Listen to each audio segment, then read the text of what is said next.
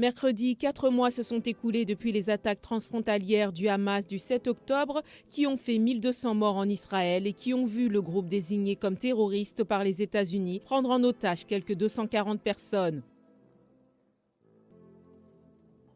Environ 135 otages sont toujours portés disparus. Des cérémonies ont été organisées dans plusieurs villes du monde, dont Paris.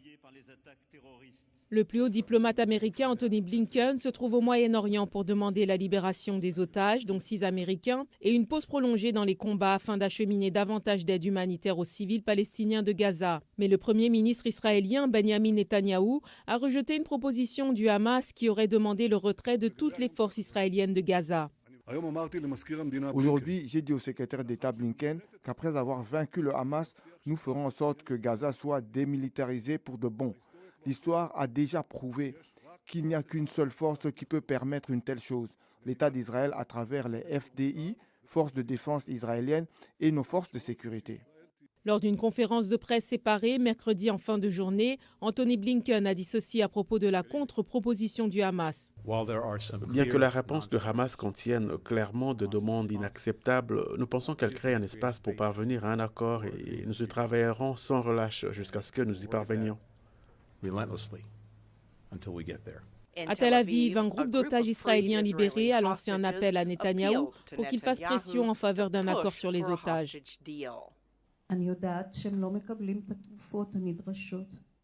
Encore une fois, je me tourne vers vous, Monsieur Netanyahou. Tout est entre vos mains. Vous êtes celui qui peut, j'ai très peur que si vous persistez à vouloir éliminer le Hamas, il n'y aura plus d'otages à libérer. Lors de ses entretiens avec les responsables israéliens, M. Blinken a déclaré que le nombre de Palestiniens tués à Gaza était encore beaucoup trop élevé et que toute opération militaire contre le Hamas devait placer la sécurité des civils avant tout.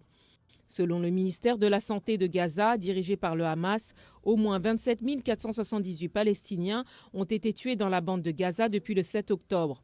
Environ 70% des personnes tuées seraient des femmes et des enfants. Plus de 66 800 Palestiniens auraient été blessés.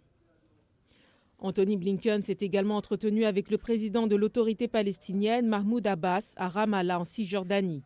M. Blinken avait prévu d'autres entretiens en Israël ce jeudi et il doit aussi rencontrer les familles des otages détenus par le Hamas.